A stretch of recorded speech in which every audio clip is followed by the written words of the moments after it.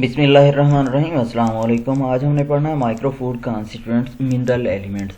सबसे पहले हम देखेंगे मिनरल होते क्या हैं। मिनरल हम कहते हैं कोई भी बर्न्ट मटेरियल होता है जो उसका लेफ्ट ओवर होता है, प्लांट हो या एनिमल हो, जब उसको जलाया जाएगा तो उसका लेफ्ट ओवर जो होगा उसे हम क्या बोलते हैं, मिनरल बोलते हैं।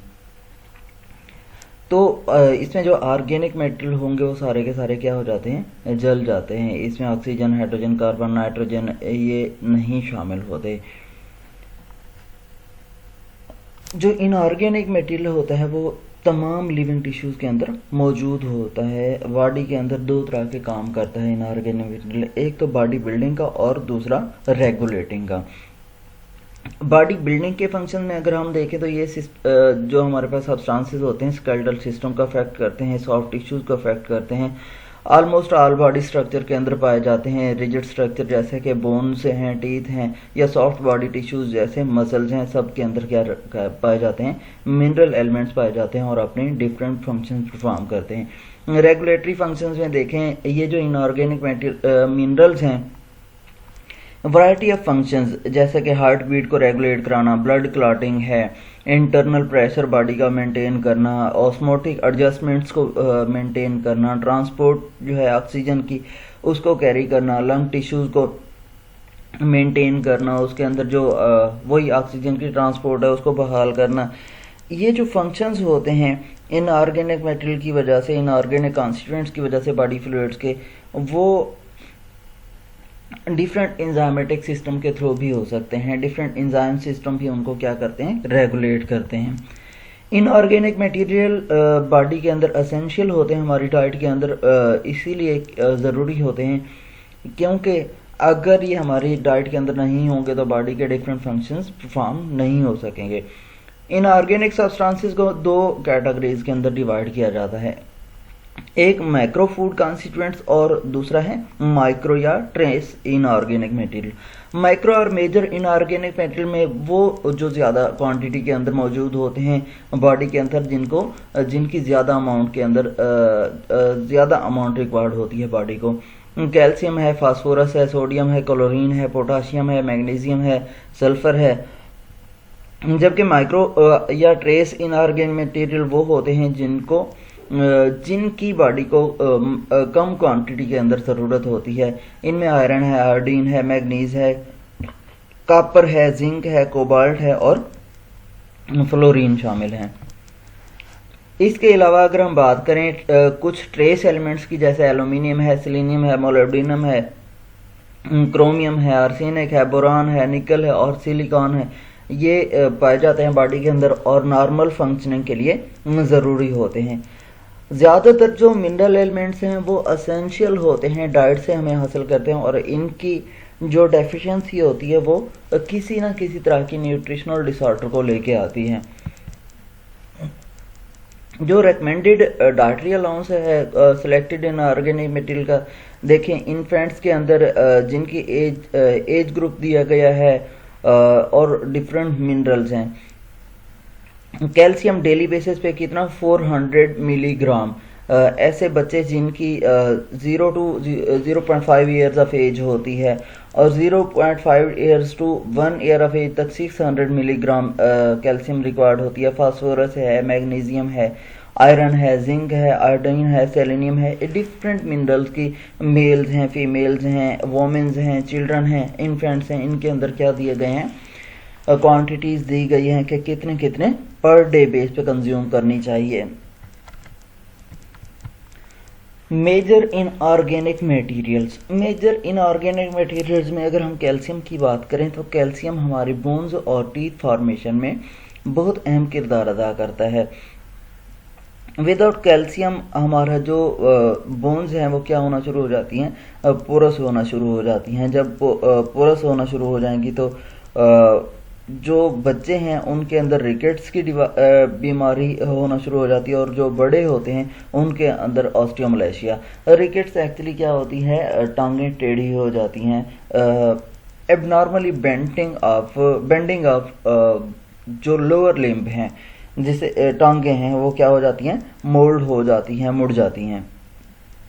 इसके अगर हम डाइटरी सोर्सेज देखें तो सबसे ज़्यादा गुड सोर्स कैल्शियम का मिल्क है, मिल्क प्रोडक्ट्स हैं, लीफी वेजिटेबल्स हैं और कुछ लेग्यूम्स के अंदर भी पाया जाता है। ये क्या करता है, जो ब्लड क्लॉटिंग है उसके अंदर और नर्व्स मसल के फंक्शन के लिए, हार्ट के फंक्शन के लिए ज़रूरी होता है, प्रॉपरली फंक्शनिंग के लिए ज़रूरी होता है। नेक्स्ट हमारे पास है फास्फोरस। फास्फोरस क्या है, रिच जो सोर्सेज हैं फास्फोरस के, उसमें मिल्क है, मीट है, एग्स हैं, फिश है, कैबेज है, होल सीरियल ग्रेन्स हैं। Phosphorus almost all body cells के अंदर मौजूद होता है। लाइक कैल्शियम, फास्फोरस भी अपना जो किरदार अदा करता है वो इसका किरदार बोन और टीथ फॉर्मेशन के अंदर अहम है। ये क्या करता है, हड्डियों को मजबूत करता है और इसके अलावा भी हमारे ऑस्मोटिक एडजस्टमेंट्स के अलावा ऑस्मोटिक एडजस्टमेंट भी ज़रूरत होती है। साथ साथ में फास्फोलिपिड्स की फॉर्मेशन में अहम किरदार अदा करता है, जैसा कि लेसिथिन है, स्फेलिन है और ये सेलुलर स्ट्रक्चर का एक इंटीग्रल पार्ट है। ये क्या है, स्टोरेज और रिलीज ऑफ एनर्जी बॉडी के अंदर क्या है उसके लिए भी ज़रूरी होता है। जैसे हमने एटीपी देखी है तो उसमें फास्फोरस एक मेजर कॉन्स्टिट्यूएंट है। एटीपी क्या करती है, जो बॉन्ड ब्रेक होता है टेल्डी बॉन्ड, तो वहाँ से एनर्जी रिलीज होती है और वही एनर्जी क्या होती है, हमारी बॉडी के प्रॉपर फंक्शनिंग के लिए ज़रूरी होती है। सोडियम की अगर हम बात करें तो सोडियम मोस्टली हमारे कॉमन सॉल्ट के अंदर हम हासिल करते हैं, या सोडियम क्लोराइड जिसे हम बोलते हैं, क्लोरीन भी वहीं से हासिल होती है। कॉमन सॉल्ट का एक अहम कॉन्स्टिट्यूएंट्स है, मेन कॉन्स्टिट्यूएंट्स है सोडियम। अब ये क्या है, regulation of water content of the body fluid, osmotic adjustment के लिए ज़रूरी होता है, ऑस्मोटिक प्रेशर को मेंटेन करने के लिए ज़रूरी होता है। सोडियम पोटाशियम पंप क्या करता है, हमारी सेल्स के अंदर जो वाटर बैलेंस है उसको मेंटेन करता है और ऑस्मोटिक प्रेशर को मेंटेन करता है। इसके अलावा ये क्या करता है, कार्बन डाइऑक्साइड की ट्रांसपोर्टेशन में अहम किरदार अदा करता है। ब्लड जो कार्बन डाइऑक्साइड ब्लड से लंग्स की जानिब आती है तो वो काम कराता है। Excessive salt is normally excreted by the body through urine and sweat. कैसे, जो सोडियम है ये यूरिनेशन से क्या हो जाता है, एक्सक्रीट आउट हो जाता है। जो डेफिशिएंसी होती है सोडियम की वो बहुत कम होती है। ऐसे लोगों के अंदर सोडियम की डेफिशिएंसी होती है जो हार्ड क्लाइमेट के अंदर वर्क करते हैं और वहाँ उनको मुसलसल स्वेटिंग होती है। अब डेफिशिएंसी की वजह से क्या होगा, क्रैम्प्स आते हैं। अब क्रैम्प्स हैं सोडियम क्लोराइड की डेफिशिएंसी की वजह से due to excessive sweating. Next हमारे पास है क्लोरीन। क्लोरीन क्या है, सोडियम क्लोराइड की फॉर्म के अंदर या कॉमन सॉल्ट की फॉर्म के अंदर मौजूद होता है। ये क्या करता है, हाइड्रोक्लोरिक एसिड की फॉर्मेशन में अहम किरदार अदा करता है और साथ साथ ही ये क्या है, जो गैस्ट्रिक जूस है उसका एक अहम कॉन्स्टिट्यूएंट्स है। अगर क्लोरीन ना हो तो हाइड्रोजन आयंस तो स्टोमिक वॉल से प्रोड्यूस होते रहते हैं, लेकिन क्लोरीन ना होने की वजह से गैस्ट्रिक जूस नहीं बनेगा, हाइड्रोक्लोरिक एसिड नहीं बनेगा, प्रॉपर डाइजेशन नहीं होगी। जब प्रॉपर डाइजेशन नहीं होगी तो इसकी वजह से इंडाइजेशन के प्रॉब्लम आते हैं, डेफिशिएंसी इसकी बहुत कम होती है। पोटाशियम क्या है, found in wide variety of foods particularly some fruits and vegetables. ये क्या करता है, सर्टेन इंजाइम सिस्टम के अंदर बॉडी के अंदर एक अहम किरदार अदा करता है और ये पीएच को रेगुलेट करता है, ऑस्मोटिक प्रेशर को और सेल कंटेंट्स के जो ऑस्मोटिक प्रेशर होता है उसको मेंटेन करता है। इसके अलावा अगर हम डेफिशिएंसी देखें पोटाशियम की तो बहुत कम होती है। अगर डेफिशिएंसी हो भी तो मस्कुलर पैरालिसिस होना शुरू हो जाती है, वीकनेस होना शुरू हो जाती है और जो है ब्लड प्रेशर वो डाउन होना शुरू हो जाएगा। मैग्नीशियम, मैग्नीशियम क्या है, क्लोरोफिल का पार्ट होता है, ग्रीन पिगमेंट्स के अंदर, फोटोसिंथेटिक प्लांट्स के अंदर मौजूद होता है और ये क्या करता है, जितनी भी फूड्स हैं प्लांट सोर्सेज से हासिल होती हैं सिवाय बटर क्रीम और हनी शुगर वगैरह के, हर फूड के अंदर मैग्नीशियम मौजूद होता है। होल सीरियल की बात करें, नट्स पल्सेस की बात करें तो मैग्नीशियम क्या करता है, फाइट्रेट्स की फॉर्म के अंदर मौजूद होता है इनके अंदर और फाइटेट की फॉर्म में ये क्या है, अवेलेबल नहीं होता बॉडी को, क्योंकि ये चिलेटिंग एजेंट्स होते हैं, क्या कर लेते हैं, कम्प्लेक्सेस के अंदर मौजूद होते हैं, कम्प्लेक्स से बॉडी क्या करती है, मैग्नीशियम को हासिल नहीं कर सकती है। मैग्नीशियम क्या है, सर्टेन एक्टिवेटर के अंदर मौजूद होती है, इंजाइम्स ठीक है ना, के अंदर एक्टिवेटर का काम करती है और बहुत सारे इंजाइम्स का पार्ट्स होती है। डेफिशिएंसी जो मैग्नीशियम की है वो क्या है, डिप्रेशन होगा, मस्कुलर वीकनेस होगी, वर्टिगो होगा, कन्वल्जन होगी, इस तरीके से डिफरेंट डेफिशिएंसी डिसऑर्डर आ सकते हैं। सल्फर की अगर हम बात करें तो सल्फर कहाँ पे मौजूद होता है, सल्फर कंटेनिंग अमाइनो एसिड जैसा कि सिस्टाइन है और मिथियोनिन इनके अंदर मौजूद होता है।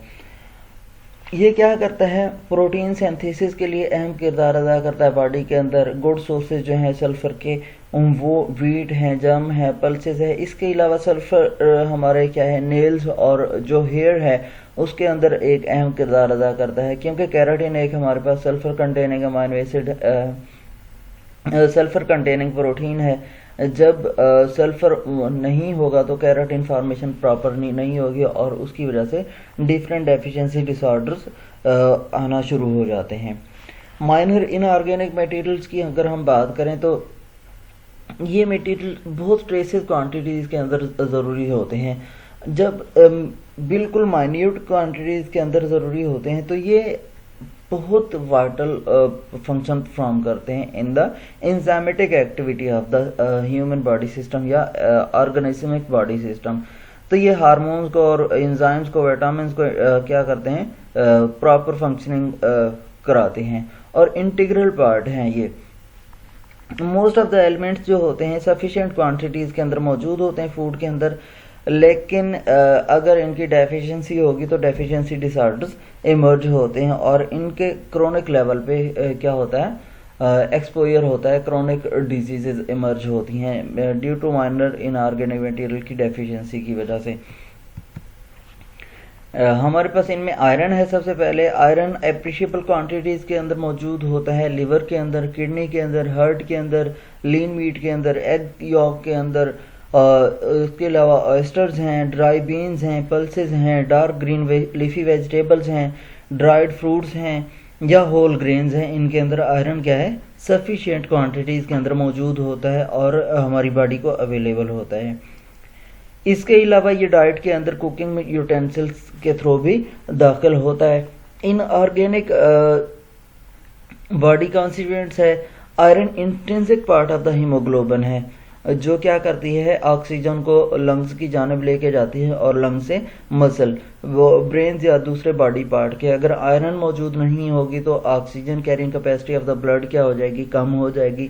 जब आयरन की कमी होगी तो ऑक्सीजन कैरिंग कैपेसिटी बॉडी की कम होगी तो डेफिशिएंसी जो होगी एनीमिया, मतलब कि रेड ब्लड सेल्स की तादाद कम होना शुरू हो जाएगी। क्योंकि ऑक्सीजन कैरिंग कैपेसिटी क्या होगी, कम होगी और रिस्पायरेटरी एक्टिविटीज़ भी क्या होती हैं, स्लो हो जाती हैं और day by day energy consumption जो है, एनर्जी फार्मेशन कम होती है और एनर्जी कंजम्पशन ज़्यादा होती चली जाती है। आयोडीन की अगर हम बात करें तो जो रिच सोर्स है आयोडीन का वो सी फिश है, फिश ऑयल है और आयोडाइज साल्ट है।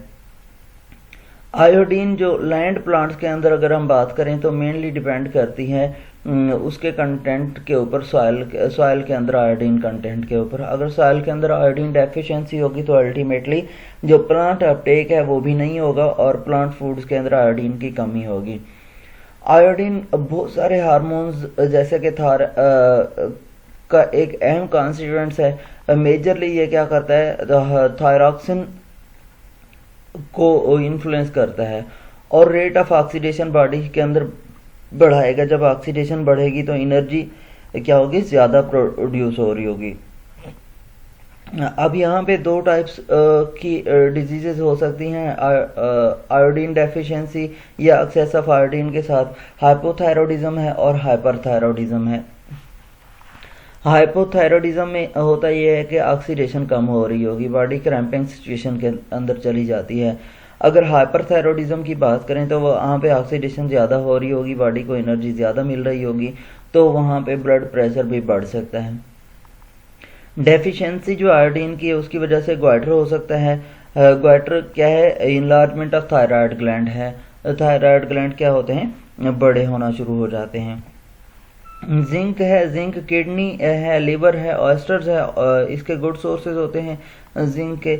इसके अलावा अगर हम बात करें जिंक की तो 200 से ज़्यादा एंजाइम्स जो बॉडी के अंदर मौजूद होते हैं वो जिंक पे रिलाई करते हैं और जिंक उनके लिए ज़रूरी होता है। ये क्या है, नॉर्मल ग्रोथ और रिप्रोडक्शन के लिए, प्रोडक्शन ऑफ इंसुलिन के लिए ज़रूरी होता है। इंसुलिन क्या हमारा एक हार्मोन है जो बॉडी के अंदर ग्लूकोज लेवल को मेंटेन रखता है। अदर ट्रेस इनऑर्गेनिक मटेरियल की अगर हम बात करें तो उसमें कोबाल्ट है, लीवर के अंदर, मीट के अंदर, फॉर्म ऑफ इसके अलावा पार्ट ऑफ विटामिन B12 के अंदर मौजूद होता है। असेंशियल इन न्यूक्लिक एसिड फॉर्मेशन में भी क्या होता है, कोबाल्ट ज़रूरी होता है। कॉपर जो है लीवर के अंदर, मीट के अंदर, शेल फिश के अंदर, नट्स के अंदर ज़्यादा अमाउंट के अंदर मौजूद होता है और ये भी इंजाइमेटिक सिस्टम के अंदर एक अहम किरदार अदा करता है, इंजाइमेटिक एक्टिविटी को रेगुलेट कराता है। इसके अलावा ये क्या करता है, आयरन यूटिलाइजेशन में हेल्प करता है और हीमोग्लोबिन सिंथेसिस में अहम किरदार अदा करता है। अगर कॉपर की डेफिशिएंसी होगी तो उसकी वजह से भी क्या होगा, एनीमिया होगा। मैग्नीज है, मैग्नीज जो सीरियल के अंदर, पीज के अंदर, बीन्स के अंदर, नट्स के अंदर मौजूद होती है और एक एक्टिवेटर का काम करती है, इंजाइम्स को एक्टिवेट करती है। मोलिब्डेनम जो है वो पीज के अंदर, बीन्स के अंदर मौजूद होती है और इंजाइम सिस्टम का मिलकर काम करती है, इंजाइम्स को वर्किंग कंडीशंस के अंदर लेके जाती है। सेलेनियम की अगर हम बात करें तो ये वीट के अंदर, यीस्ट के अंदर और विटामिन ई के साथ मौजूद होती है। ये क्या करती है, नॉर्मल लिवर फंक्शन को मेंटेन करने में अहम किरदार अदा करती है। प्रोटीन सिंथेसिस के अंदर हेल्दी हार्ट और क्या करती है, टॉक्सिक मिनरल के अगेंस्ट प्रोटेक्ट करती है मैग्नीज, सेलेनियम।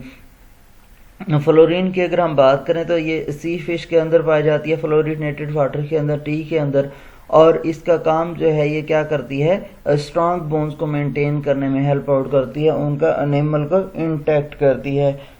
मोस्टली जो फ्लोरिनेटेड टूथपेस्ट भी बनाए जाते हैं ताकि जो टूथ एनिमल है वो इंटैक्ट रहे।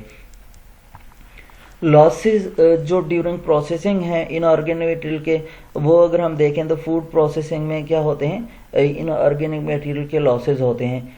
ये जो नॉर्मली हैं फिजिकल रिमूवल या combination in the form of कि ये बायोलॉजिकली अनअवेलेबल हो जाएंगे, इनकी चिलेशन हो जाएगी, किसी दूसरे एलिमेंट के साथ बाइंड हो जाएंगे तो ये क्या होते हैं, अनअवेलेबल हो जाते हैं। प्राइमरी मैकेनिज्म जो लॉस ऑफ इनऑर्गेनिक मटेरियल का है वो लीचिंग के थ्रू है। वाटर सॉल्युबल एलिमेंट सब्सटेंसेस होते हैं, जब पानी के अंदर हम वॉश करेंगे तो ये वाटर सॉल्युबल हैं तो ये क्या हो जाएंगे, रिमूव हो जाएंगे। ट्रिमिंग है या अनवांटेड पार्ट्स को रिमूव करते हैं या मिलिंग करते हैं सीरियल्स की, तो वहाँ उसके थ्रू भी क्या हो जाती हैं, इनऑर्गेनिक मटेरियल रिमूव हो जाते हैं। बाज़ औक़ात ये जो इनऑर्गेनिक मटेरियल्स हैं ये कम्प्लेक्स बनाते हैं दूसरे सब्सटेंसेस के साथ और अनअवेलेबल हो जाते हैं। ऑक्सलेट्स हैं, फाइटेट्स हैं, ये ऑफन रिस्पॉन्सिबल होते हैं लॉसेस के साथ। यहाँ तक आप लोगों को कोई सवाल हो तो आप पूछ सकते हैं।